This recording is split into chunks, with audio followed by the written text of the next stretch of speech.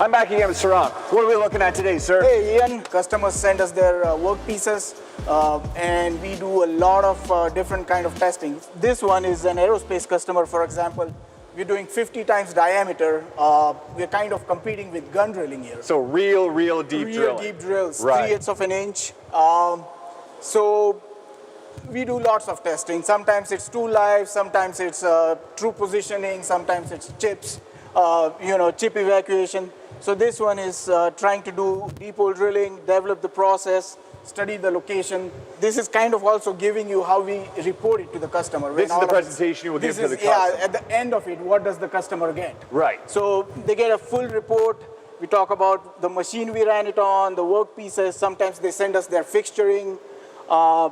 In this case, we did develop the process for them. So anytime you're going beyond 12 times D, right, you need at least one pilot.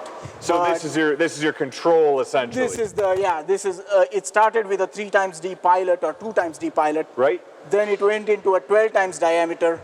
Then that acted as a pilot for the 30 times diameter. Right. Then that acted as a pilot for the 50 times diameter. So. And you're giving them all the information here. That's exactly what you use it with, so they can replicate. Yeah, exactly. The idea is we give them every single detail, so if there is a discrepancy, they can figure out what's going on. Makes sense. Give a fairly detailed report, what kind of drills were used. So these are our standard drills. DC-150 is our universal drill. These are specialists for deep hole drills. You can see that polished flutes, so on and so forth. We give all the details of equipment used. How you went and actually made sure it was accurate. There you go. Then let me pull this one up. So we give a fairly descriptive information, like 50 times D, going counterclockwise, so you're not catching the workpiece at the beginning. Right, makes sense. Have a dwell before you ramp up, so the gears are kind of engaged before you start going full speed, so on and so forth. So for all of this, the dwells are explained, because we don't always get to transfer the tool program. Makes sense. So all of that information is given, feed speed information is given, so on and so forth. And then this is a lot of great information. Yeah, this is every piece they could possibly need. Yeah, it's a lot of information. It's basically information overload, but then at the end of it, they get a full process and troubleshoot it, complete. It's already proven out. We already know it works. Process, exactly.